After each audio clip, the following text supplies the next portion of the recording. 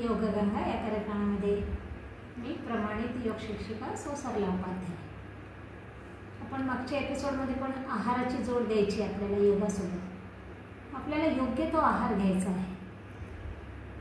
तर आज आपण एक योग्य तो आहारामध्येच एक रेसिपी घेऊन आलेलो आहोत, मुखवास। परंतु हा आयुर्वेदिक मुखवास आहे।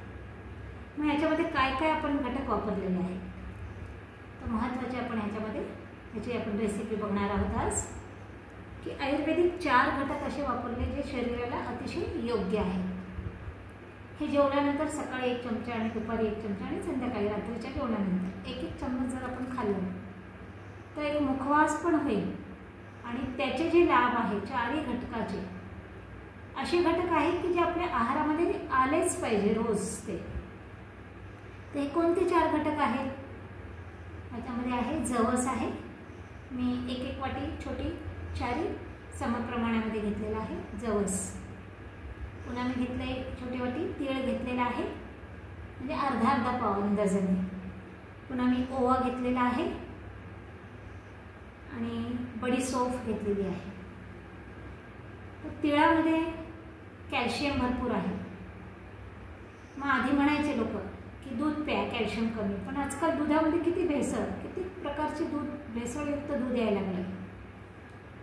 त्याच्यामुळे तीळ हे खूप चांगलं आहे कॅल्शियमसाठी। महिलांना पण चांगलं आहे, सगळ्यांसाठी तीळ। लहान मुलांना पण द्या, कारण की आपण जेव्हा चेक करतो तेव्हा बरेच जणांना आता कॅल्शियमची कमी येते शरीरामध्ये। तर हाडांच्या मजबूतीसाठी कॅल्शियम आवश्यक आहे शरीरामध्ये, म्हणून तीळ ते कार्य करेल। जवस ओमेगाचं कार्य करेल, जवसमध्ये पण कॅल्शियम जास्त आहे, तर जवस पण जरुरी आहे आपल्या शरीराला। ओवा आपल्या पोट साफ होण्याकरता आपण लहान आधीचे लोक खायचे ओवा, आणि जेवल्यानंतर रोज ओवा खायचे। बद्धकोष्ठता, गॅसेस, पोट साफ होण्यास ओवा मदत करतो, पचनाला मदत करतो ओवाला आपल्याला। आणि बडीशेप जे आहे ती पित्तशामक, पित्ताला वाढवू देत नाही शरीरामध्ये पित्ताचं प्रमाण, आणि ती थंड पण आहे। असे अनेक हे 4 जे पदार्थ आहेत त्याचे अनेक उपयोग आहेत आपल्या शरीराला। म्हणजे 4ही मी समप्रमाणात घेतले आणि 4हीला वेगवेगळं भाजलं, कारण की ओव्याला जास्त म्हणजे थोडंसं भाजलं तरी तो भाजला जातो, परंतु जवसाला मात्र कमी गॅसवर आणि खूप वेळ छान अगदी ते तडतड होईपर्यंत भाजलं। तसंच बडीशेपलाही भाजलं आणि तिळालाही भाजलं। 4ही वेगवेगळे भाजून घेतले आणि नंतर त्याला एकत्र करून ठेवलं। ह्याला आपण निंबू आणि मीठ लावून पण वाळू शकतो आणि पुन्हा भाजू शकतो, अजून छान लागते ते चवीला। किंवा न लावता पण असं पण ते खूप छान लागतं। हे 4ही घटक जर आपल्या शरीरामध्ये रोज गेले तर शरीर पण निरोगी राहील आणि मुखवास पण होईल आपला, म्हणजे दोन्ही कार्य होईल।